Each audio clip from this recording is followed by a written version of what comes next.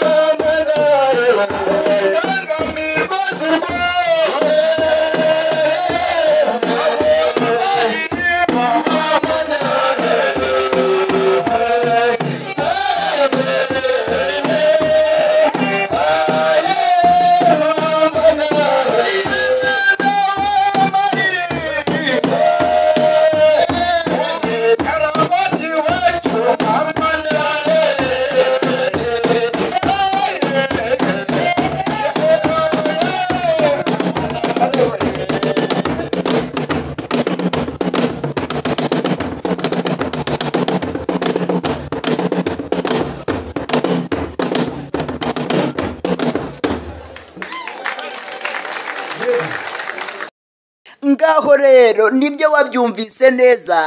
MC ni umusangizo w'amagambo w'igikundiro, uyu ni Rubangukana bigwi nta wundi. Uti kandi burya ni n'umutahira byahamye, imfura mu gitaramo aragutaramira ukizihirwa. Ntiwibagirwe ko kandi tugufitiye b'abakobwa beza cyane bo gusohora umugeni, babandi batarama ukumva ijwi ryiza ryabo ry'urunyonyoza. Kwa Rubangukana bigwi kandi si ibyo tugufitiye, kuko tugufitiye na sonorizasiyo, tugufitiye abatahira b'ubwoko bwose, abakobwa, abasore, abana, abasaza, abataramyi beza bazi gutarama maze rigatana ritigeze amakaraza. Ntiwibagirweho kandi tugwa sonorizasiyo n'abakameramani tugufitiye, ndetse kandi n'itorero ndetse na bande. Kwa MC Rubangukana bigwi rero ndi muze mutarame kandi twizihirwe, koko byanya by'agati gaturika kandi gashibuke. Ubundi busobanuro hamagara kuri iyi nimero ureba kuri screen yawe. Amahoro, dutarame bya Kinyarwanda.